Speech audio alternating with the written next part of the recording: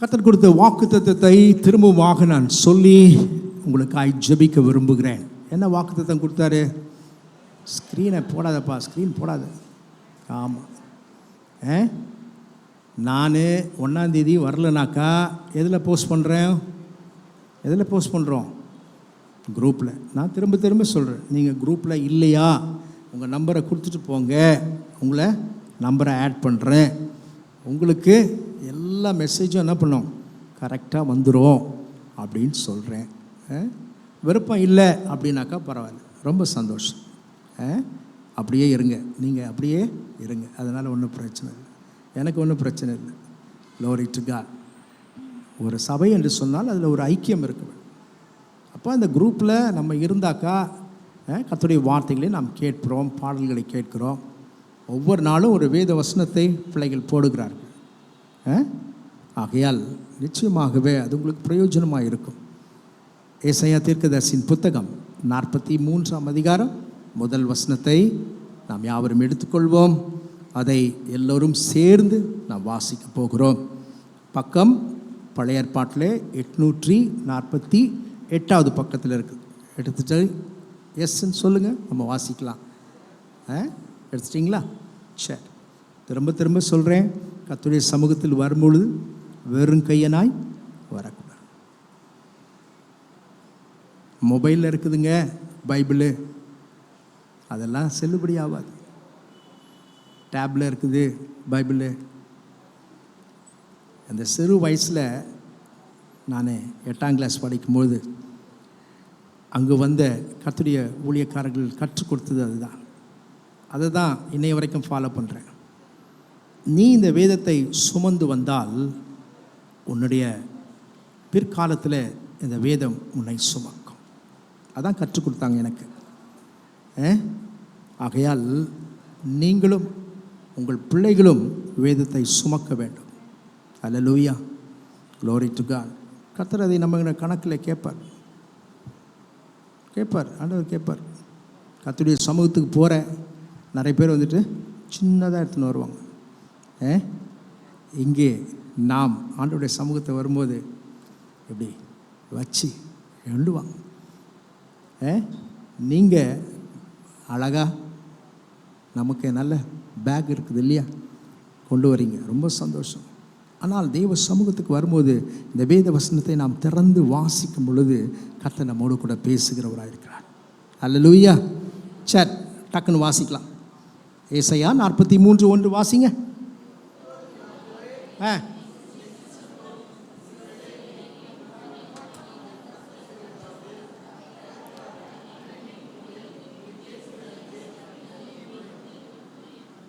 Glory to God. கடந்த 3 மாதங்களாக ஒரே வார்த்தை திரும்ப திரும்ப வருகிறதை நீங்கள் கவனிக்கலாம். என்ன வார்த்தை? பயப்படாது. ஜூலை மாதத்தில் ஆண்டவர் சொன்னார், பயப்படாதே, நான் உனக்கு துணை நிற்கிறேன் என்று சொன்னார். ஆகஸ்டில் சொன்னார், பயப்படாதே, நீ சாவதில்லை, உனக்கு சமாதானம் என்று சொன்னார். கிதியோனை பார்த்து ஆண்டவர் சொன்னார், உனக்கு சமாதானம். கடந்த மாதத்தில் ஆண்டவர் சொன்னார், ஏசாயா 41:10, பயப்படாதே, நான் உன்னுடனே இருக்கிறேன், உன்னோடு இருக்கிறேன். இந்த மாதத்திலும் ஆண்டவர் சமூகத்தில் இருந்த பொழுது ஆண்டவர் எனக்கு திரும்பமாக இந்த வசனத்தை ஞாபகப்படுத்தினார். ஆகையால் பயப்படாதே, உன்னை என்ன சொல்கிறாரு? மீட்டுக்கொண்டேன். எதனால் மீட்டுக்கொண்டேன்? கீழே வாசிங்க. எதனால் நம்மை மீட்டுக்கொண்டாராம்? உன்னை பெயர் சொல்லி அழைத்தேன், நீ யாருடையவன் சொல்லுங்க. நான் யாருடையவன்? மார்த்தட்டி சொல்லுங்க, நான் கர்த்தருடையவன். இந்த சரீரம் கர்த்தருடையவன். அல்லேலூயா. பெத்த பிள்ளையை கூட இன்னைக்கு என் பிள்ளை அப்படின்னு சொல்கிறதுக்கு நிறைய பேருடைய வாய் கூசுது. ஏன்னா அப்படிப்பட்ட வாழ்க்கை வாழ்கிறதுனால பெற்றோருடைய மனம் வேதனை அடைந்து அவங்க அப்படி சொல்கிறாங்க. ஆனால் ஆண்டவர், நீ எந்த நிலைமையில் இருந்தாலும் உன்னை ஏற்றுக்கொள்கிற ஒரே ஆண்டவர் என்று சொன்னால் நீங்களும் நானும் ஆராதிக்கிற இயேசு ஒருவர் மாத்திரம்தான். அதனால் நம்மளுக்கு ரொம்ப கூல் ஆயிடுச்சு. எப்படி இருந்தாலும் ஆண்டவர் என்ன பண்ணுவார்? மன்னிச்சுடுவார். மன்னிக்கிற தேவன் தான் ஆண்டவர். மன்னிக்கிறவர். ஆண்டவர் அன்புள்ளவர். 1 யோவான் 4:8 சொல்லுகிறது, தேவன் அன்பாகவே இருக்கிறார். ஆனால் அதே சமயம் வேதம் சொல்கிறது, என் ஆண்டவர் பட்சிக்கிற அக்கினியாக இருக்கிறார் என்று சொல்லி. இன்னொரு வேதத்தில் வாஸ்து பார்த்தீங்கன்னா, உபாகமத்தில் அவர் எரிச்சல் உள்ள தேவன் என்று சொல்லப்படுறார். அல்லேலூயா. எப்போ எரிச்சல் வரும்? எப்போ எரிச்சல் வரும்? நமக்கு எரிச்சலே வராதா? வரவே வராதா? எனக்கு நிறைய வரும். சொல்லிடுறேன் முதல்ல. கோபம் வருமா வராதா? கோபம் வராது யாருமே இருக்க முடியாது. பசங்க பண்ணுற காரியத்துக்கு நமக்கு கோபம் வராமல் இருக்காது, எரிச்சல் வராமல் இருக்காது. ஆனால் ஆண்டவர் நம்ம அநேக சமயத்தில் நம்மளை ஆண்டவரை என்ன பண்ணுறோம்? நம்ம கோபம் ஊட்டுகிறோம். ஆனாலும் பாருங்க, அவர் ரொம்ப பொறுமையாக இருக்கிறார். சப்மிஸ்ஸிவாக இன்னும் இன்னும் இன்னும் எக்ஸ்டெண்ட் பண்ணிகிட்டே இருக்கிறாரு. நமக்கு நாட்களை என்ன பண்ணுறாராம்? எக்ஸ்டெண்ட் பண்ணிகிட்டே இருக்கிறார். எனக்கு அருமையான தேவச்சமே, நான் உன்னை மீட்டுக்கொண்டேன், உன்னை பெயர் சொல்லி அழைத்தேன். நீ யாருடையவன்? நீ என்னுடையவன். உலக மனிதர்களே சொல்ல அவர்கள் நாவு வரவில்லை. ஆனால் நம்மை படைத்த தேவன் சொல்லுகிறார், நீ என் பிள்ளைப்பா. அந்த வார்த்தைக்காக கரங்களை தட்டி ஆண்டவருக்கு மகிமை செலுத்துவோமா? Price the Lord. சந்தோஷமா நீ என்னுடையவன் என்று சொன்னாரே, நான் உன்னை பெயர் சொல்லி அழைத்தேன். அல்லேலூயா. இந்த மீட்பர் எப்படிப்பட்டவர்? டக்கு டக்குன்னு எடுத்து நம்ம வாசிப்போம், நேரம் இல்லை. இங்கிலீஷில், தமிழில், இன்னுமாக ஆர்சி பைபிளில் சொல்லப்பட்ட வார்த்தைகள்லாம், அஞ்சாதே, நான் உன்னை மீட்டுக்கொண்டேன், உன்னை பெயர் சொல்லி உன்னை அழைத்தேன், நீ எனக்கு உரியவன் என்று சொல்கிறார். Fear not, I have redeemed you, I have called you by your name, you are mine என்று சொல்கிறார். நான் சொன்னேன், நம்முடைய மீட்பர் எப்படிப்பட்டவர்? ஒருத்தர் சொன்னார், இப்போ ஆராதனையில் கூட சொன்னேன் ஒரு வார்த்தையை, யோபு குறித்து சொன்னேன். அவர் என்ன சொன்னார்? யோபு 19:25 என் மீட்பர் எப்படிப்பட்டவர்? உயிரோடு இருக்கிறார். சகலவற்றையும் இழந்த சூழ்நிலையில் மத்தியிலும் அவர் சொன்ன ஒரே ஒரு வார்த்தை, என் மீட்பர் உயிரோடு இருக்கிறார். அவர் என்னை கொன்று போட்டாலும் நான் அவர் மேல் எப்படி இருப்பேன்? நம்பிக்கையாயிருப்பேன் என்று சொல்கிறார். முதல் காரியம், நம்முடைய மீட்பர் உயிரோடு இருக்கிறார். உன்னை பெயர் சொல்லி அழைத்தேன், நீ என்னுடையவன், உன்னை மீட்டுக்கொண்டேன். அந்த மீட்பர் எப்படிப்பட்டவர்? உயிரோடு இருக்கிறவர். இரண்டாவதாக வேதம் சொல்லுகிறது, ஏசாயா தீர்க்கதரிசியின் புத்தகம் 44:6 எடுத்தவர்கள் டக்குன்னு வாசிங்க.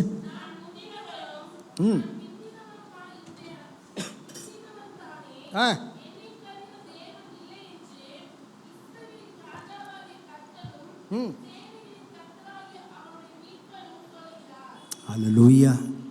மீட்பர் எப்படிப்பட்டவராம்? முந்தினவரும் எடுக்கலையா நீங்கள்? பக்கம் 850. இப்போ ஏற்கனவே 848 எடுத்து வச்சுருக்கிறீங்க. அடுத்த பக்கத்தில் தான் இந்த வசனம் இருக்குது. என் ஆண்டவர் மீட்பர் எப்படிப்பட்டவரா? நான் முந்தினவரும் நான் பிந்தினவரும் தானே, என்னை தவிர தேவன் இல்லைங்க. மீட்பர் வேறு யாருமே இல்லை, அவர் தான் மீட்பர். அவருக்கு பேர் தான் மீட்பர். அல்லேலூயா. என் மீட்பர் முதல் காரியம் உயிரோடு இருக்கிறார். அவர் முந்தினவரும் பிந்தினவருமாய் இருக்கிறார் என்று சொல்.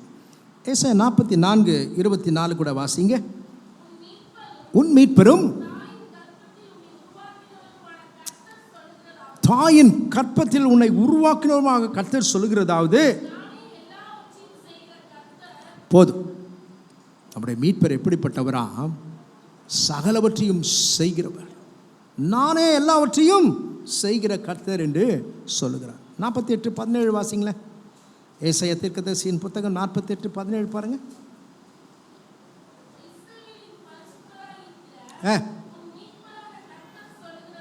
உன் மீட்பரான கர்த்தர் சொல்கிறார். எப்படி திரும்ப திரும்ப சொல்றார் பாருங்க. உன் மீட்பர், என் மீட்பர், உன் மீட்பர். வாசிங்க. பிரயோஜனமா இருக்கிறதை உனக்கு போதித்து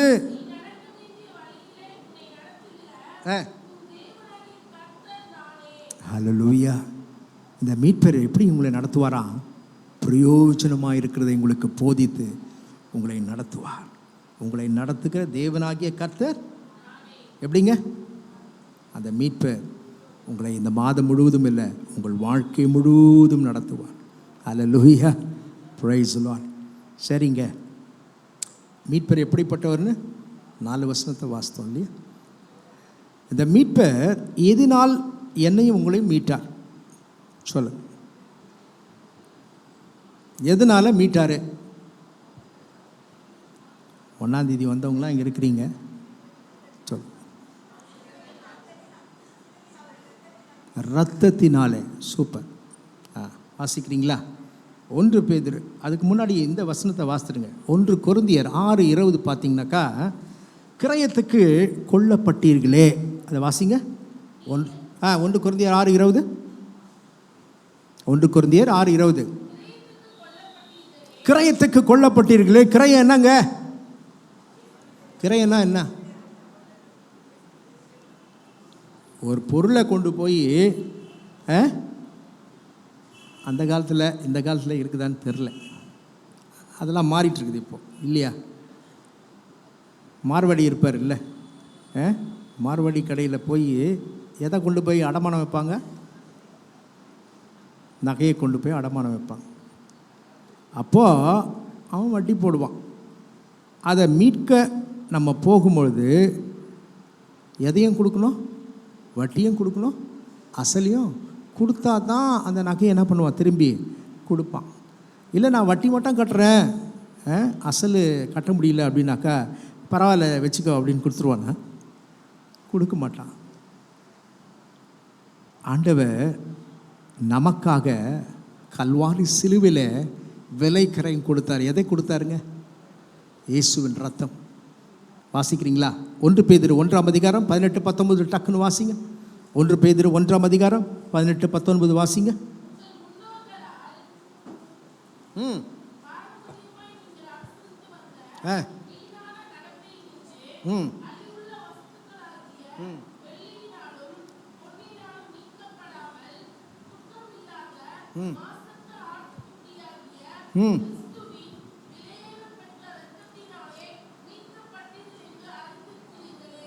சரி, 318 பக்கம் எடுங்களேன். ஒருத்தரே வாசித்தா நல்லா இருக்காது, நீங்கள் எடுங்க. 318க்கு வாங்க. புதிய ஏற்பாட்டில், பழைய ஏற்பாட்டில் இல்லை, புதிய ஏற்பாட்டில் 318வது பக்கத்துக்கு வந்துடுங்க. அந்த 2 வசனத்தை நம்ம எல்லாரும் சேர்ந்து வாசிக்கிறோம். உங்கள் முன்னோர்களால் பாரம்பரியமாய் நீங்கள் அனுசரித்து வந்த வீணான நடத்தினின்று அழிவுள்ள வஸ்துக்களாகிய வெள்ளியினாலும் பொன்னினாலும் மீட்கப்படாமல். இதுதான் ரொம்ப நிறுத்தி வாசிக்கணும். குற்றமில்லாத நம்முடைய ஆண்டவராக இயேசு கிறிஸ்துவின் ரத்தம் எப்படிப்பட்டதுங்க? குற்றமில்லாத. 2வது, மாசற்ற ஆட்டுக்குட்டியாகிய கிறிஸ்துவின் விலையேற பெற்ற இரத்தத்தினாலே மீட்கப்பட்டீர்கள் என்று அறிந்திருக்கிறீர்களே. அறிந்திருக்கிறோமா? அறிந்திருந்தா பாவம் செய்வோமா? நான் இயேசுவின் இரத்தத்தால் மீட்கப்பட்டவன். இயேசுவின் இரத்தம் எனக்காக கல்வாரி சிலுவிலே சிந்தப்பட்டிருக்கிறது. ஆகையால் அந்த இரத்தத்தை கொடுத்து விலை கிரயம், அதான் சொன்னேன், கிரயத்துக்கு கொல்லப்பட்டீர்கள். அந்த கிரயம் என்ன? இயேசுவின் இரத்தம். அது எப்படிப்பட்டதுன்னு சொன்னேன்? மாசற்ற வெளியேறப்பெற்ற அந்த இரத்தத்தை நமக்காக சிந்த கொடுத்தார். தனக்கென்று எதையுமே வைத்துக்கொள்ளலையே அவர். மனுக்குலம் ரட்சிக்கப்பட வேண்டும் என்பதற்காக ஆண்டவர் தன்னையை ஜீவபலியாய் கொடுத்தார். இந்த தேவன் நம்மை மீட்க வேண்டும், நம்முடைய குடும்பம் மீட்கப்பட வேண்டும், நம்முடைய பிள்ளைகள் மீட்கப்பட வேண்டும். அடுத்ததாக வேதம் சொல்லுகிறது, ஏசாயா 44:22 கூட வாசித்துருங்க, முடிக்கிறேன். ஏசாயா 44:22 பாருங்க. ம் ம் ம் ம் ம் திருப்பி வாசிங்க. ம்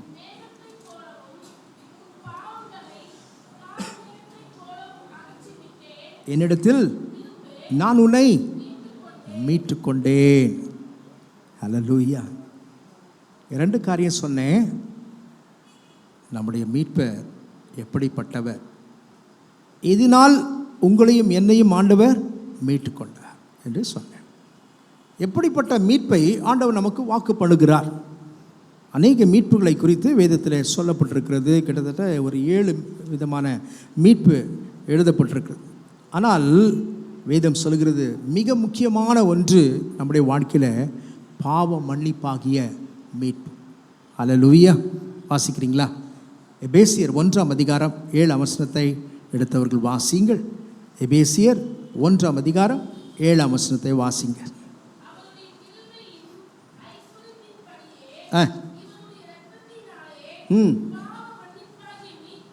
பாவ மீட்பு. ஹல்லேலூயா.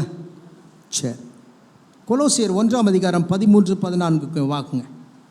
பக்கம் 275 எடுத்துக்கொள்ளுங்க. கொலோசியர் 1ஆம் அதிகாரம் 13-14 வசனங்கள் பாருங்க. ம் ம்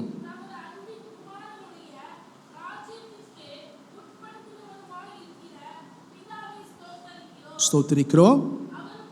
அவருக்குள் பிராக்கெட்டில் என்ன எழுதியிருக்குங்க? குமாரனாகிய ஆண்டவராகிய இயேசு கிறிஸ்துவின் குமாரனாகிய அவருக்குள் அவருடைய இரத்தத்தினாலே பாவ மன்னிப்பாகிய மீட்பு உங்களுக்கும் எனக்கும் உண்டாயிருக்கிறது. கரங்களை உயர்த்தி ஆண்டவருக்கு நன்றி செலுத்துவோமா? பாவம் மன்னிப்பாகிய மீட்பு நமக்குள் உண்டாயிருக்கிறது என்றால் அதுக்கு காரணம் அவருடைய இரத்தத்தினாலே. இருளின் அந்த அதிகாரத்திலிருந்து நம்மை விடுதலையாக்கினார். தமது அன்பின் குமாரனுடைய ராஜ்யத்துக்கு உட்படுத்தினவருமாகிய பிதாவை நாம் ஸ்தோத்தரிக்கிறோம். அவருக்குள் கிறிஸ்து இயேசுவுக்குள் அவருடைய இரத்தத்தினாலே, கிறிஸ்துவின் இரத்தத்தினாலே பாவ மன்னிப்பாகிய மீட்பு நமக்கு உண்டாயிருக்கிறது. அல்லேலூயா. வேதத்திலே அநேக மக்கள் பாவத்தில் வாழ்ந்தவர்கள் இருக்கிறார்கள். நாமும் ஒரு காலத்தில் எப்படி தான் இருந்தோம்? பாவத்தில் தான் இருந்தோம். இப்போ ரட்சிக்கப்பட்ட ஞானஸ்நானம் எடுத்தாச்சு, பரிசுத்த பந்தியிலே பங்கு பெறுகிறோம். ஆனாலும் இன்னும் என்ன இருக்குது? பாவம் எங்கேயோ ஓரத்தில் ஒட்டிட்டு தான் இருக்குது. இந்த பாவம் ஒரு மனுஷனுடைய ஆத்துமாவை என்ன பண்ணுமா? சாகடிச்சிடும். அடுத்த பாயிண்ட்டுக்கு வரேன். இந்த முதல் காரியம், ஆண்டவர் பாவ மன்னிப்பாகிய மீட்பை நமக்கு கொடுக்கிறார்.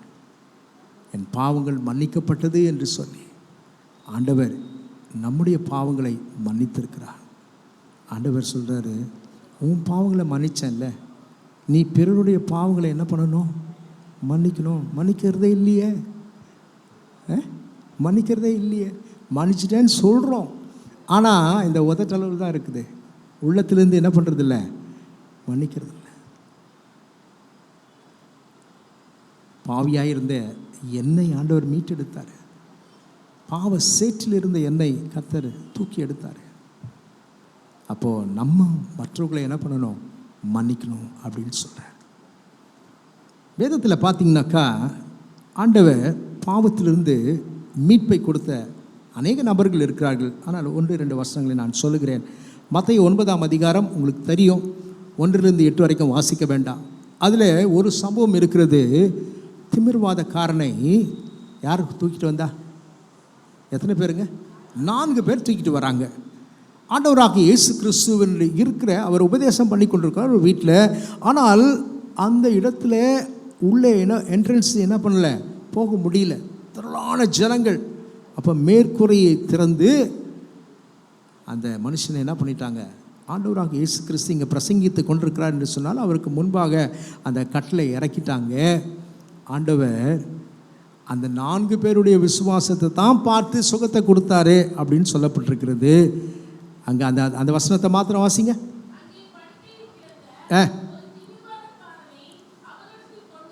கொண்டு வந்தார்கள். எவர்களுடைய? அந்த 4 பேருடைய விசுவாசத்தை கண்டு திமிர்வாதக்காரனை நோக்கி, மகனே,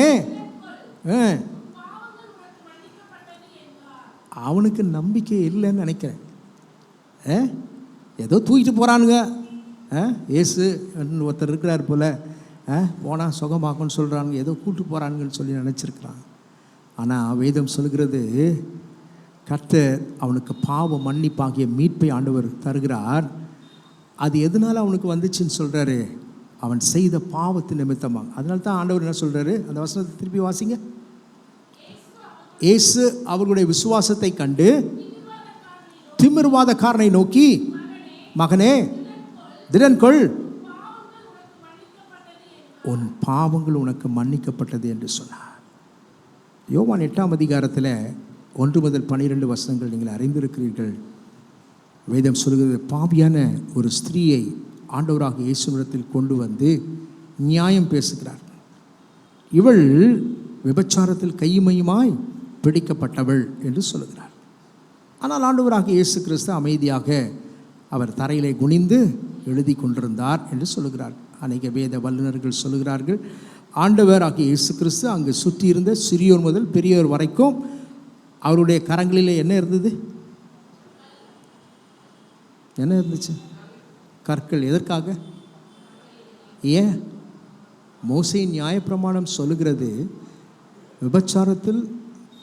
விபச்சாரம் செய்கிறவர்களை நீங்கள் கல்லெறிந்து கொல்லப்பட வேண்டும் என்று மோசேயின் ஆகமங்களிலே சொல்லப்பட்டிருக்கிறதே என்று சொல்லி மேற்கோள் காட்டி ஆண்டவராக இயேசுவிடத்தில் பேசுகிறார் வந்த ஜனங்கள். ஆனால் ஆண்டவராக இயேசு கிறிஸ்து ஒரு வார்த்தை பேசலை.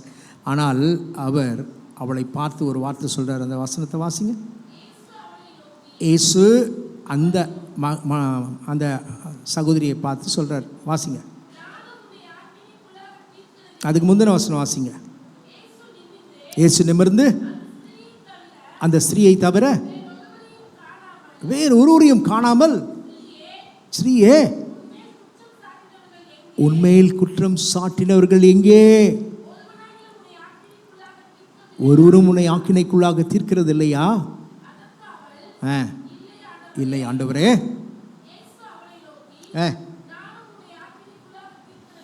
நானும் உன்னை ஆக்கினைக்குள்ளாக தீர்க்கிறது இல்லை, நீ போ. ஹல்லேலூயா. அப்படி ஆண்டவர் பாவத்தை மன்னிக்கிறவர். பாவம் மன்னிப்பின் நிச்சயத்தை பெற்றுக்கொள்ள வேண்டும். பரலோகத்தில் ஓரிடம் நீ பெற வேண்டும். அவனத்தின் நீரை ஊற்றுவேன் என்று, வறண்ட நிலத்தின் ஆறுகளை ஊற்றுவேன் என்று, ஊற்றுமையா உம் வல்லமையை, ஊற்றுமையா உம் வல்லமையை, தாகத்தோடு காத்து நிற்கிறேன். பாவ மன்னிப்பின் நிச்சயத்தை நீங்களும் நானும் பெற்றுக்கொள்ள வேண்டும். அப்பொழுதுதான் பரலோகத்திலே உனக்கு இடம் உண்டு என்று கர்த்தர் சொல்கிறார். பாவத்தை தேனை போல பருகிற இந்த நாட்கள், நான் ஒரு ஜபக்குழுவில் நான் இருக்கிறேன். அப்போது every Saturday night mid night prayer என்று சொல்லி வைத்திருக்கிறார். அந்த மிட் நைட் ப்ரேயரில் ஜப குறிப்பு அவர்கள் கொடுத்திருக்கிறார்கள். ஆண் பெண் இப்பொழுது எப்படி வாழ்கிறாங்களா? ஏற்கனவே இருக்கிறாங்க, ஆனால் அதில் கொடுத்துருந்துச்சு, ஒரே அறையில் தங்கி திருமணம் ஆகாமல் எப்படி இருக்கிறாங்களாம்? கணவன் மனைவி போல வாழ்கிறார்களாம். ஐடி துறையில் இது அதிகமாக இருக்கிறது என்று சொல்லி அவர்கள் போட்டு, பெற்றோர்கள் தங்கள் பிள்ளைகளை நம்பி வேலைக்கு அனுப்புகிறாங்க. ஆனால் அந்த பிள்ளைங்க பெற்றோரை ஏமாற்றுகிறவர்களாக இருக்கிறாங்க. லிவிங் டுகெதர், ஆங்கிலத்தில் சொன்னால் எப்படிங்க? Living together. திருமணம் செய்து கொள்வதில்லை. ஆனால் கணவன் மனைவியாக ஒரே வீட்டில் என்ன பண்ணுறாங்க, ஒரே ரூமில் வாழ்கிறவர்களாக இருக்கிறார். துணிகரமான பாவங்கள். அவர்கள் கர்த்தரை அறியாதவர்களாக இருந்தால் ஆண்டவரை விட்டுருவார். ஆனால் நம்ம பிள்ளைங்களே இப்படிப்பட்ட பாவத்துக்குள் விழுந்து கிடக்கிறார்கள். நாம் அவர்களுக்காக ஜெபிக்க வேண்டும். பாவ மன்னிப்பின் நிச்சயத்தை இயேசு ஒருவர் தான் நமக்கு கொடுப்பார். அந்த பாவன் மன்னிப்பின் நிச்சயத்தை பெற்றுக்கொள்ளாதவன் எவனோ அவன் பரலோகத்திற்கு பாத்திரன் அல்ல. இரண்டாவது குறிப்புக்கு நான் போகிறேன். வேதம் சொல்கிறது, முதல்ல சொன்னேன் எப்படிப்பட்ட மீட்பு? பாவ மன்னிப்பாகிய மீட்பு கிறிஸ்துவின் இரத்தத்திலே நமக்கு உண்டாயிருக்கிறது என்று சொன்னேன். இரண்டாவதாக வேதம் சொல்கிறது ஆத்தும மீட்பு என்று சொல்லப்பட்டிருக்கிறது. சங்கீதம் 49 சங்கீதம் 8-9 வசனங்களை துரிதமாய் வாசிங்கள். நேரம் அதிகமாயிடுச்சு, வாசிங்க.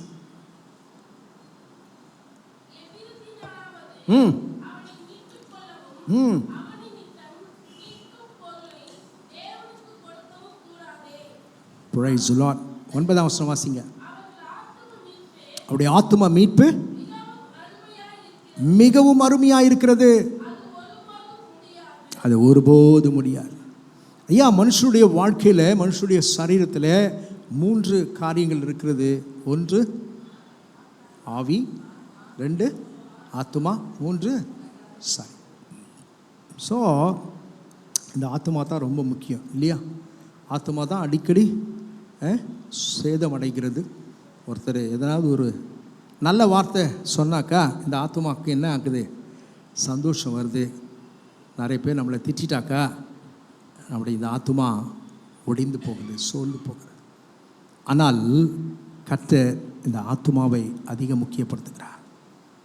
மனுஷன் உலகம் முழுவதையும் ஆதாயப்படுத்தினாலும் அவன் ஜீவனை, அவனுடைய ஆத்துமாவை நஷ்டப்படுத்தி கொண்டால் லாபம் என்ன என்று சொல்லும். நம்முடைய ஆத்துமா விலையேற பெற்றது. அந்த ஆத்துமாவை ஆண்டவர் குளிர பண்ணுகிற தெய்வனாக இருக்கிறார். அவர் தம் ஆத்துமாவை தேற்றி என்று சொல்லப்பட்டிருக்கு இல்லையா? ஆண்டவர் நம்முடைய ஆத்துமாவை என்ன பண்ணுறாராம்? தேற்றுகிற ஆவியானவர் நம்மோடு கூட இருக்கிறார். இந்த ஆத்துமா மீட்பை குறித்து நான் வேதத்தில் வாசிக்கும் பொழுது, ஒரு மனுஷனுக்கு ரட்சிப்பின் சந்தோஷம் அவசியம். இந்த ரட்சிப்பின் சந்தோஷத்தை ஆண்டவர் ஒரு மனுஷனுக்கு கொடுத்தாரு. அவருடைய பெயர் சகேயு. லூக்கா 19 அதிகாரம் எடுக்க வேண்டாம், உங்களுக்கு நல்லா தெரியும். ஆனால் அவருடைய ஆத்மாவில் என்ன இல்லை? மீட்பு இல்லை. அவருடைய ஆத்மா செத்து போயிருக்குது. வேதத்தில் நான் ஏற்கனவே சொன்னேன், இந்த ஆத்மா எப்பொழுது சாவும்?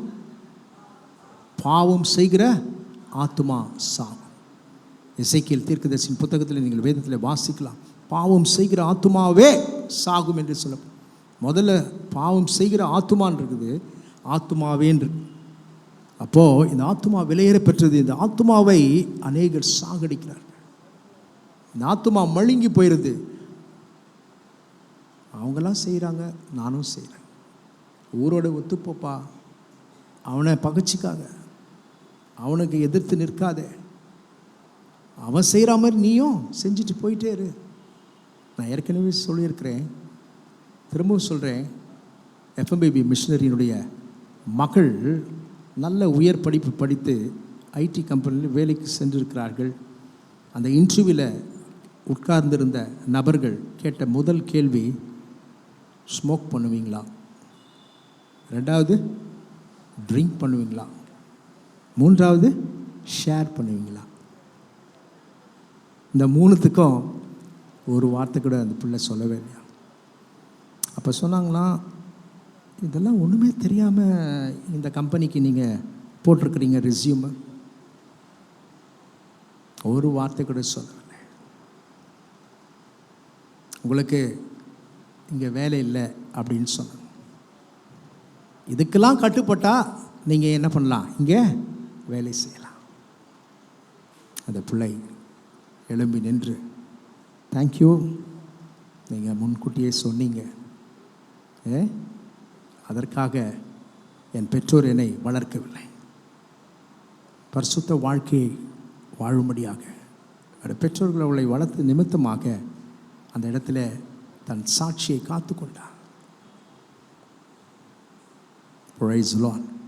அவள் எழும்பி வந்து ஆண்டவர் அவளுக்கு மிகப்பெரிய ஒரு பணியை ஆண்டவர் கொடுத்து சில வருடங்களுக்குள்ளாக அவர்கள் அயல் நாட்டுக்கு சென்று கர்த்தருடைய வேலையை செய்வது மாத்திரமல்ல, அவளுக்கு நல்ல பணியை கொடுத்து கை நிறைய சம்பாதத்தை கொடுத்து, ஏன் இந்த ஆத்மா சாகக்கூடாது ஐயா, இந்த ஆத்மாவை மீட்டுக்கொள்ளும்படியாக ஆண்டவர் மகளுக்கு கிருபை தந்தார்.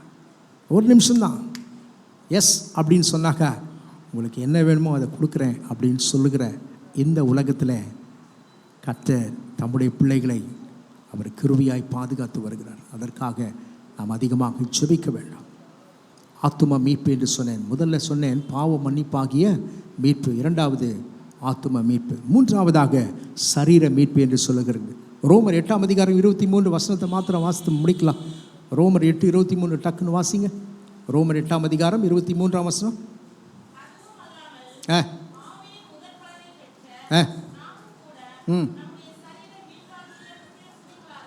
சரீர மீட்பாகிய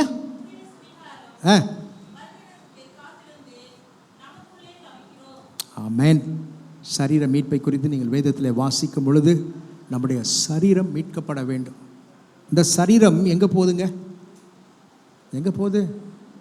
ஒரு நாள் வாழ்ந்து சுகித்திருந்து எல்லாம் நம்முடைய ஓட்டத்தை முடித்து ஒரு நாள் போனோம் இல்லையா? அப்படியா இல்லையா? நீங்களாம் சொல்கிறத பார்த்தா நாங்கள் இங்கே தான் பர்மனெண்ட்டாக இருப்போன்ற மாதிரி. மரணத்தை காணாமல் உயிரோடு இருப்பவன் யார்? ஒவ்வொருவருக்கும் நியமிக்கப்பட்டிருக்குது. ஒவ்வொருக்கும் நியமிக்கப்பட்டிருக்குது. எனக்கு என்னைக்கு போட்டாருன்னு தெரில. 23 ஆகஸ்ட் 1964 ரைட் சைடில் எழுதியிருக்கிறாரு. ஆனால் லெஃப்ட் சைடில் என்ன எழுதினாருன்னு எனக்கு தெரியலையே. ஒவ்வொருத்தருக்கும் அப்படி தான். இங்கே இருக்கிற அத்தனை பேருக்கும் அப்படி தான். பாதாளின் வல்லமைகளுக்கு ஆண்டவர் நீங்களாக்கி மீட்பார். இங்கே சொல்லப்பட்டிருக்கிறது சரீர மீட்பு. இந்த சரீரம் ஒரு நாள் மண்ணுக்கு மண்ணாக போகும். ஆனால் இந்த ஆத்துமா தன்னை தந்த தேவனிடத்துக்கு போய் நிற்கும். அல்லேலூயா. வேதத்தில் வாசித்தீங்கன்னாக்கா எபியரின் மகளை குறித்து வேதம் சொல்லுகிறது. அந்த காரியம் உங்களுக்கு தெரியும். அவள் தன்னுடைய சரீரம், அந்த பிள்ளை 12 வயது உள்ளவர், வாலிப பிள்ளை என்று வேதம் சொல்லுகிறது. எபியர் ஒரு ஜெப ஆலய தலைவன். ஆண்டவராக இயேசுவின் பாதத்தில் விழுந்து கேட்கிறான், ஆண்டவரே, என் பிள்ளை மரண அவஸ்தைப்படுகிறாள், நீர் வந்து என் பிள்ளையை சுஸ்தமாக்க வேண்டும், சுகமாக்க வேண்டும், எழுப்ப வேண்டும் என்று சொல்கிறான். என் ஆண்டவராக இயேசுவும் வருகிறேன் என்று சொல்கிறார். ஆனால் வர்ற வழியில் நிறைய பிரச்சனை ஆகிப்போச்சு. நிறைய பேரை சந்திக்கிறாரு. அந்த இடத்துல தான் ஒருத்தங்க வராங்க. யார் அவங்க? அவர் போகிற வழியில் நடுவில் ஒருத்தவங்க வந்தாங்க. 12 வருடமாய் பெரும்பாடு உள்ள ஸ்திரீ. அவங்களுக்கும் சுகம் கொடுத்துட்டு அப்படி பேசிகிட்டு இருக்கும் பொழுது தான் எபிரன் வீட்டிலேருந்து வந்து சொல்கிறாங்க, குழந்தை என்ன ஆயிடுச்சுங்க, மரித்து போய்விட்டால் போதுகிற என்ன பண்ணாதீங்க, வருத்தப்படுத்தாது. ஆண்டவர் அவனை பார்த்து ஒரு வார்த்தை சொல்கிறார். என்ன பார்த்து சொன்னார்? என்ன சொன்னார் இயேசு? பயப்படாதே, விசுவாசம் உள்ளவனாயிரு. அல்லேலூயா. பயப்படாதே, விசுவாசம் உள்ளவனாயிரு. அந்த வார்த்தையை அவன் பெற்றுக்கொண்டான். ஆண்டவர் போகிறாரு, அந்த பிள்ளையை சுகமாக்குறாரு. அந்த சரீரத்தை ஆண்டவர் மீட்டு கொடுத்து அவருடைய பிள்ளைகளுடைய, அவருடைய பெற்றோர்களிடத்தில் அவளை திரும்பமாய் கொடுத்து வருகிறதை நாம் பார்க்கிறோம். நான்காவதாக வேதம் சொல்லுகிறது, மீகா 4:10 வாசிங்கள் சீக்கிரம். மீகா 4ஆம் அதிகாரம் 10ஆம் வசனத்தை வாசிங்க. மீகா 4:10.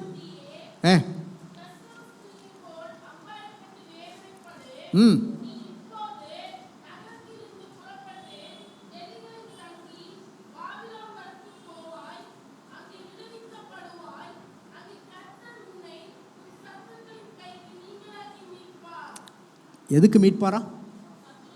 சத்ருவின் கைக்கு உன்னை நீங்களாக்கி மீட்பார். சங்கீதம் 18ஆம் சங்கீதத்தை வாசித்து பாருங்கள். வீட்டில் போய் நேரம் இல்லை.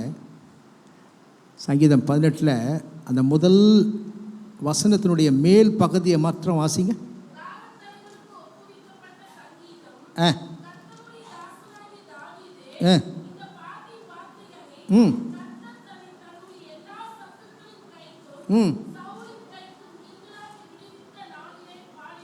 அது என்ன பாட்டுன்னு சொல்லி வீட்டில் போய் வாசித்துங்க.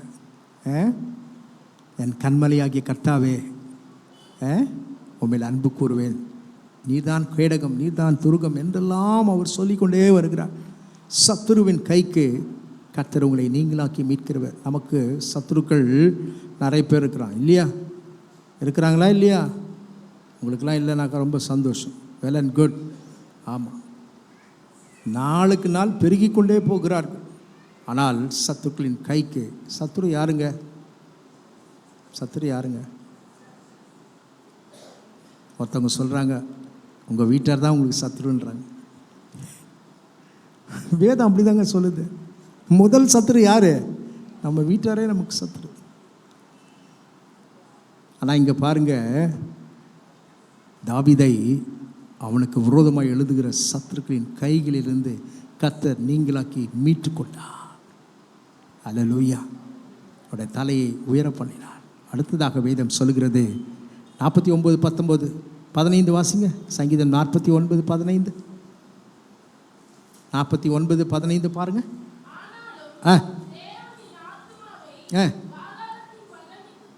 பாதாள வல்லமைக்கு தப்புவித்து மீட்பார். பாதாளத்தின் வல்லமை யார்கிட்ட கொடுக்கப்பட்டிருக்குதுங்க? சொல்லுங்க. நம்முடைய எதிராளியாகிய பிசாசுடைய கரத்தில். அங்கே பாருங்கள், மார்க் 5ஆம் அதிகாரத்தில் நீங்கள் வாசித்து பார்த்தீங்கன்னாக்கா 1-20 வீட்டில் வாசித்து பாருங்கள். அங்கு லேகியோன் என்கிற ஒரு பிசாசு பிடித்த மனிதன், லேகியோன் என்று சொன்னால் எத்தனை ஆயிரங்க? 6000 பிசாசு என்று சொல்லுகிறார். ஒரு மனுஷனுக்குள் ஒரு பிசாசு உள்ளே நுழைஞ்சிட்டாக்க அந்த வீடே ரணக்களமாயிடும். ஆனால் இவனுக்குள் எத்தனை இருந்துச்சான்? 6000. நாங்கள் அநேகராக இருக்கிறபடியால் லேகியோன் என்று பெயர். அப்போ பாருங்க, அந்த பிசாசின் பிடியிலிருந்து அவனை கொண்டு போய் எங்கே போய் சேர்க்கணும்? அந்த பாதாளத்தில் கொண்டு போய் அவனை சேர்க்கணுன்றது தான் யாருடைய எண்ணம்? பிசாசினுடைய எண்ணம். ஆனால் அந்த பாதாளத்தின் வல்லமைக்கு மீட்க வேண்டும் என்பது யாருடைய சித்தம்? நம்முடைய ஆண்டவராக இயேசுவின் சித்தம். வீட்டில் சென்று வாசித்துக் கொள்ளுங்கள். அந்த ஒரே ஒரு வசனத்தை மாத்திரம் வாசிங்க. 9ஆம் வசனம் மட்டும் வாசிங்க. 9 மட்டும். மார்க் 5:9.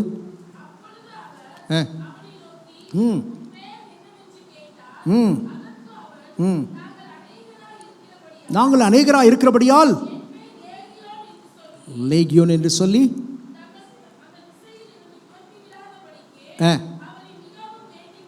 வேண்டிக் கொண்டான்.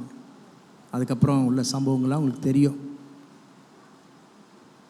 எத்தனை ஆயிரம் பன்றிகள் அங்கே இருந்துச்சுங்க? எத்தனை ஆயிரங்க? 2000 பன்றி. அப்போ ஒரு பன்னிக்குள்ளே எத்தனை போயிருக்கோம்? ஒரு பன்னிக்குள்ளே எத்தனை பிசாசு போயிருக்கோம்? 3. அப்போது 6000 சொன்னேன்ல. அப்போது 2000 பன்னி மேய்ஞ்சிட்ருக்குது. 2000 பன்னியும் போய் செத்தாக்கா அவனுடைய நிலைமை என்ன ஆயிரும்? பண்ணி வச்சிருந்த வளர்த்தவன். ஆனால் கர்த்தர் அதுக்கு முக்கியம் இல்லை. உடைய சரீரம், உடைய ஆத்துமா வெளியேறப்பட்டு, இந்த ஆத்துமாவை பிசாசானவன் பாதாள வல்லமைக்கு கொண்டு செல்ல விரும்புகிறான், அழிக்கணும்னு விரும்புகிறான் நம்முடைய ஆத்துமாவை, நம்முடைய சரீரத்தை. ஆனால் கர்த்தரோ நம்முடைய சரீரத்தை, நம்முடைய ஆத்துமாவை கர்த்தர் பாதுகாக்க வேண்டும் என்று விரும்புகிறார். பாதாள வல்லமைக்கு நம்மை மீட்கிற ஆண்டவர். ஒரே ஒரு வசனத்தை சொல்லி நான் முடிக்கிறேன். எபிரேயர் 9:12 வாசிங்க. எபிரேயர் 9ஆம் அதிகாரம் 12ஆம் வசனம். எபிரேயர் 9:12 நித்திய மீட்பை குறித்து ஆண்டவர் சொல்லுகிறார். வாசிங்க. அல்ல, தம்முடைய சொந்த இரத்தத்தினாலே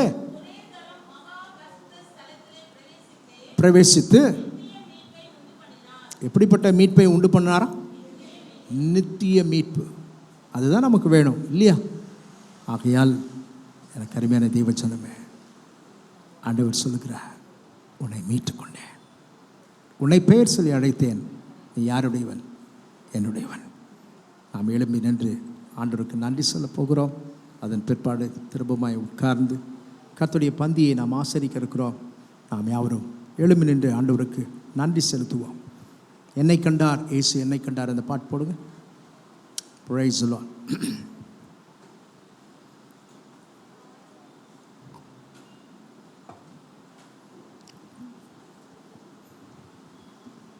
எடுத்துட்டிங்களா?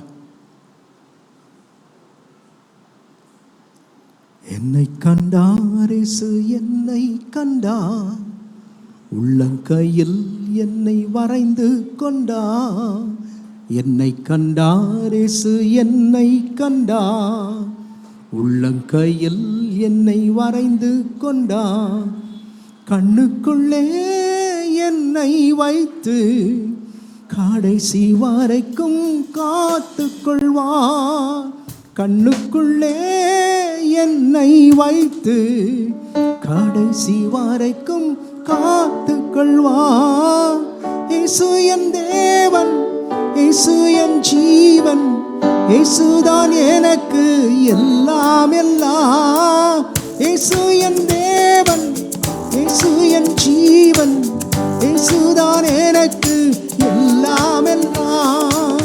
கட்டவிழ்த்தார், என்னை கட்டவிழ்த்தார், சத்துருவை அவர் துரத்தி விட்டார்.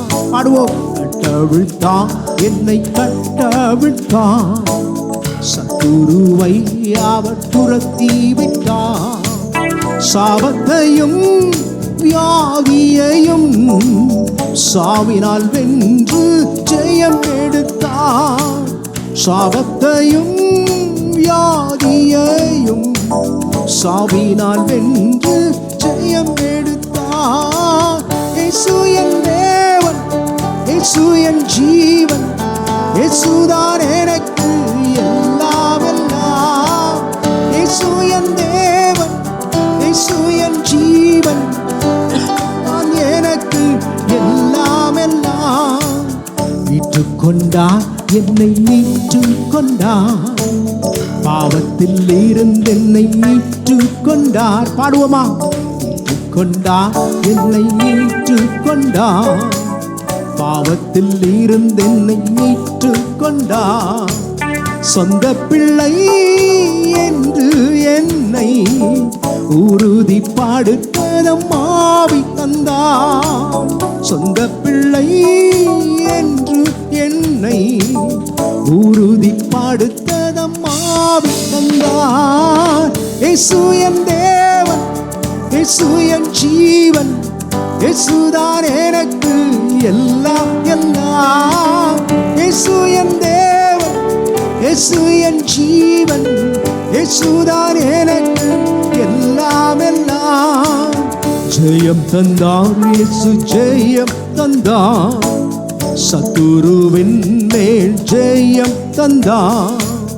ஜெயம் தந்தார் இயேசு, ஜெயம் தந்தார், சத்துருவின் மேல் ஜெயம் தந்தார். உலகத்தின் மேல் ஜெயம் எடுக்க விசுவாசத்தின் வலிமை எனக்கு தந்தார். உலகத்தின் மேல் ஜெயம் எடுக்க விசுவாசத்தின் வலிமை தந்தார். இயேசு என் தேவன், இயேசு என் ஜீவன், இயேசுதான் எனக்கு எல்லாம் எல்லாம். சொல்லுங்க.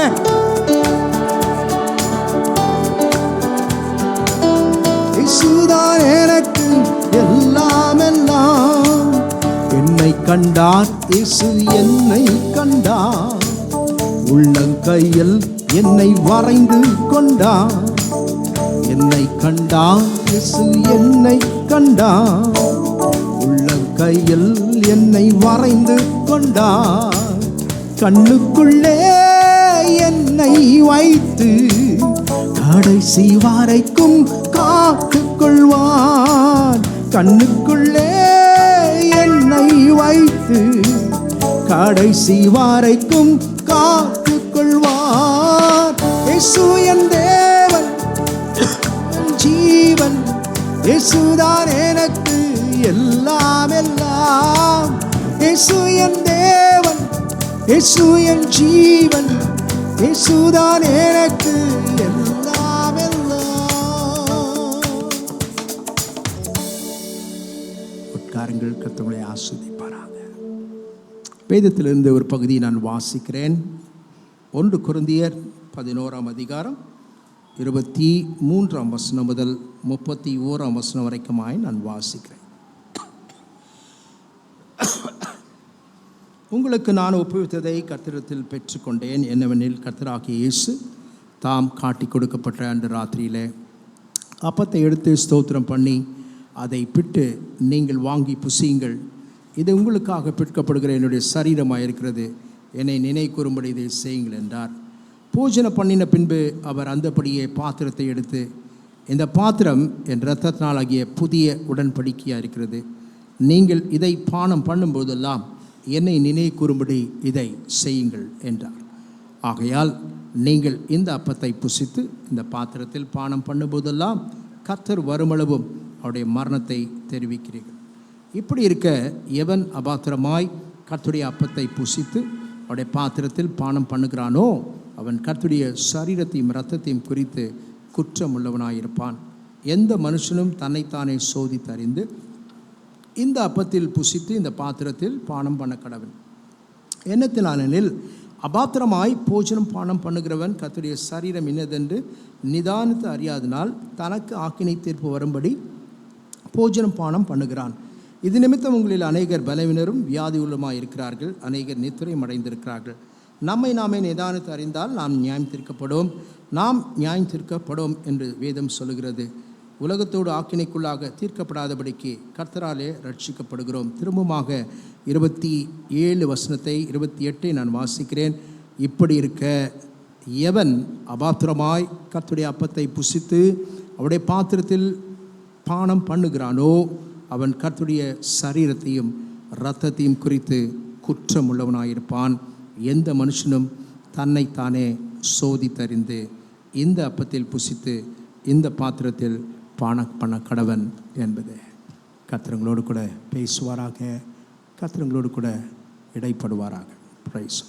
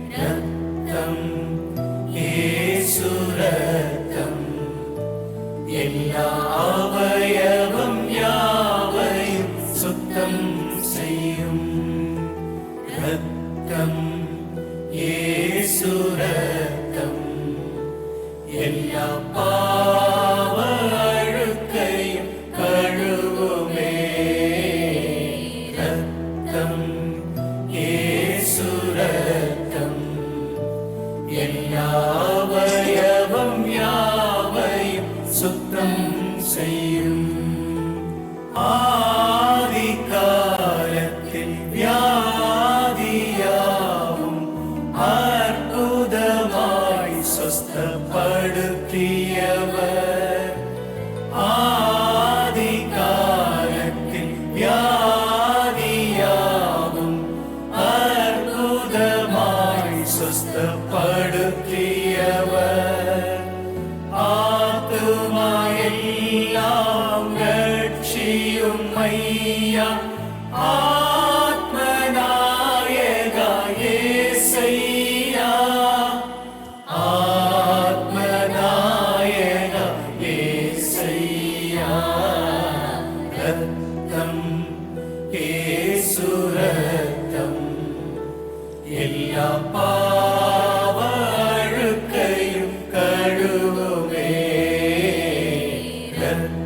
லார்ட்.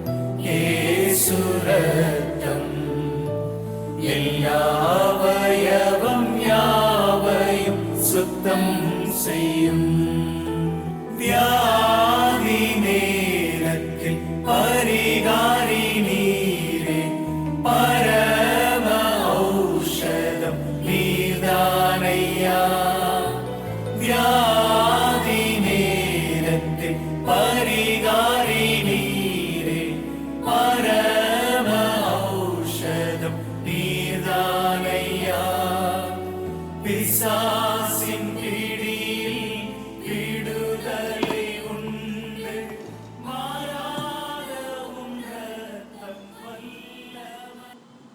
Praise the Lord. யாருக்காவது வராமல் இருந்தால் நீங்கள் கையை உயர்த்தி காண்பீங்க. வந்தவர்கள் நீங்கள் பெற்று ஆண்டவருடைய சமூகத்திலே நம்மை நிதானித்து பார்த்து, திரும்ப திரும்ப சொல்கிறேன், கர்த்தருடைய பந்தியை அநேகர் அசட்டை செய்கிறார்கள். ஞானஸ்நானம் எடுத்தவர்கள் கர்த்தருடைய பந்தியிலே பங்கு பெறாமல் போகிறார்கள்.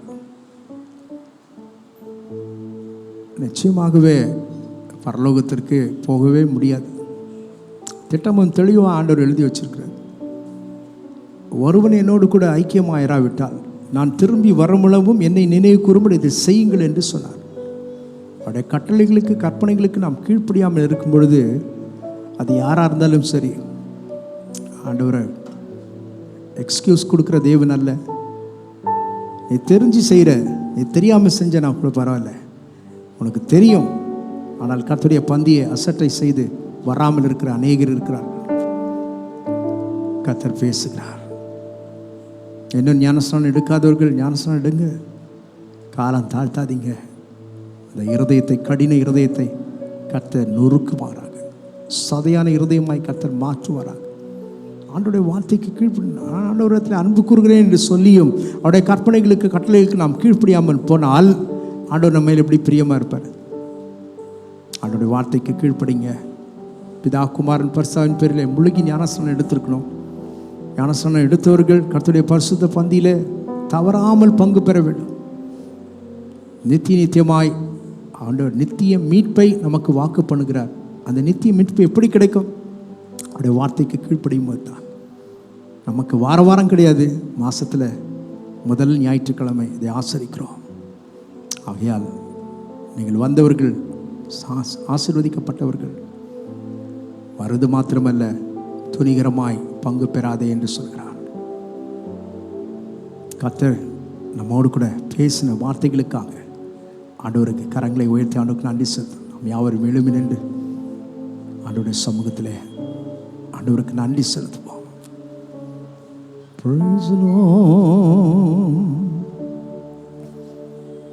ஜெயம் கொடுக்கும் தேவனுக்கு கோடி கோடி ஸ்தோத்திரம். வாழ்வழிக்கும் இயேசு ராஜாவுக்கு வாழ்நாளெல்லாம் ஸ்தோத்திரம். நமக்கு ஜெயம் கொடுக்கும் தேவனுக்கு கோடி கோடி ஸ்தோத்திரம். வாழ்வழிக்கும் இயேசு ராஜாவுக்கு வாழ்நாளெல்லாம் ஸ்தோத்திரம்.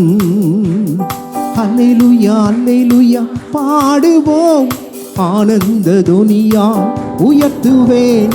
அல்லேலூயா அல்லேலூயா பாடுவேன், ஆனந்த துனியா உயர்த்துவேன். ஜெயம் கொடுக்கும் தேவனுக்கு கோடி கோடி ஸ்தோத்திரம். வாழ்வழிக்கும் இயேசு ராஜாவுக்கு என் வாழ்நாளெல்லாம் ஸ்தோத்திரம். நம்பிக்கை தேவனே, நன்மைகள் அளிப்பவர். நம்பிக்கை தேவனே, நன்மைகள் தருபவர். வார்த்தையை அனுப்பியே மகிமை படுத்துவார். வார்த்தையை அனுப்பியே மகிமை படுத்துவார். ஜெயம் கொடுக்கும் தேவனுக்கு கோடி கோடி ஸ்தோத்திரம். வாழ்வழிக்கும் இயேசு ராஜாவுக்கு என் வாழ்நாளெல்லாம் ஸ்தோத்திரம். நமக்கு ஜெயம் கொடுக்கும் தேவனுக்கு கோடி கோடி ஸ்தோத்திரம். வாழ்வழிக்கும் இயேசு ராஜாவுக்கு வாழ்நாளெல்லாம் ஸ்தோத்திரம். கர்த்தருடைய வார்த்தையை கொண்டு செல்லுங்க. பயப்படாதே, உன்னை மீட்டுக்கொண்டேன், உன்னை பெயர் சொல்லி அழைத்தேன், நீ என்னுடையவன், என் இரத்தத்தை கொடுத்து உன்னை மீட்டெடுக்கிறேன். பாவ மன்னிப்பாகிய மீட்பை நீங்களும் நானும் பெற்றுக்கொண்டோம் என்கிற நிச்சயம் நமக்குள் இருந்து காணல் எந்த சேதமும் உங்களை அணுகாது. உங்கள் ஆத்மாவை, உங்கள் சரீரத்தை பாதாள வல்லமைக்கு மீட்க அவர் போதுமானவராய் நித்திய மீட்பையும் நான் வாக்கு பண்ணுகிறேன் என்று சொல்லியிருக்கிறார். நித்தியமாய் அவரோடு கூட வாழ, அவரோடு கூட ஆளுகை செய்ய கர்த்தர் கிருபை செய்வாராக. உடைய பிள்ளைகளை மனதார ஆசீர்வதிங்கப்பா. ஆண்டவரே, உம்மை தேடி ஓடி வந்தார்கள். ஒரு மனுஷனே அல்ல, ஊழியக்காரனே அல்ல, உடைய முகத்தை தேடி ஓடி வந்த உடைய பிள்ளைகளே, கர்த்தாவே உம்மை தேடுகள் நீர் கைவிடுகிறதில்லை. அதனால் உமது நாமத்தை அறிந்தவர்கள் உம்மை நம்பி இருக்கிறார்கள் என்று வேதம் சொல்கிறது. உடைய பிள்ளைகளை மனதார ஆசீர்வதிங்க. இந்த மாதம் முழுவதும் தேவன் அவர்களுக்கு மீட்பராக கடந்து போவீராக. எல்லா தேவைகளையும் சந்தியும் அப்பா. குறைவை நிறைவாக்குவீராக. கிறிஸ்து இயேசுவின் ரத்தம் உடைய பிள்ளைகளை ஒவ்வொருவரையும் பாதுகாக்க வேண்டுமாய் ஜெபிக்கிறோம். உடைய போக்கிய வரத்தையும் பாதுகாத்து உடைய பிள்ளைகளை பாதுகாத்துக்கொள்ளும். உடைய உடைமைகளை பாதுகாத்துக்கொள்ளும். அவர்கள் செய்கிற பிஸ்னஸ், ஆண்டவரே செய்கிற வியாபாரங்கள் சிறிதோ பெரிதோ எல்லாவற்றையும் உடைய கரம் இருப்பதாகப்பா. நன்மைகளை தந்து உடைய பிள்ளைகளை ஆசீர்வதி. உமக்கு சுத்தம் இருக்குமானால் வருகிற பரிசுத்த ஓய்வு நாளில் உடைய பிள்ளைகள் சந்தோஷமாய் வந்து உமக்கு நன்றி சொல்ல கிருபைத்தார். ஆசீர்வதி. இயேசுவின் நாமத்தில் ஜெபிக்கிறேன் பிதாவே. என் ஆத்மாவே கர்த்தரை ஸ்தோத்திரி, என் முழுமை பரிசு நாமத்தை ஸ்தோத்திரி. என் ஆத்மாவே கர்த்தரை ஸ்தோத்திரி, கர்த்தர் செய்த சகல உபகாரங்களும் மறவாதே. நம்முடைய ஆண்டவராகிய இயேசு கிறிஸ்துவின் கிருபை, பிதாவாகிய தேவனுடைய அன்பும் பரிசுத்த ஆவியானவரின் ஐக்கியமும் பாதுகாவலும் என்றும் என்றும் சதா அனைவரோடும் இந்த வரதேடும் கர்த்தருடைய பிள்ளைகளோடும் கர்த்தருடைய வருகை மட்டும் நிலைத்திருப்பதாக. ஆமென் சொல்வோம். Price the Lord. கர்த்தரை ஆசீர்வதிப்பாராக. கர்த்தரோடு கூட இருப்பாராக. Price the Lord.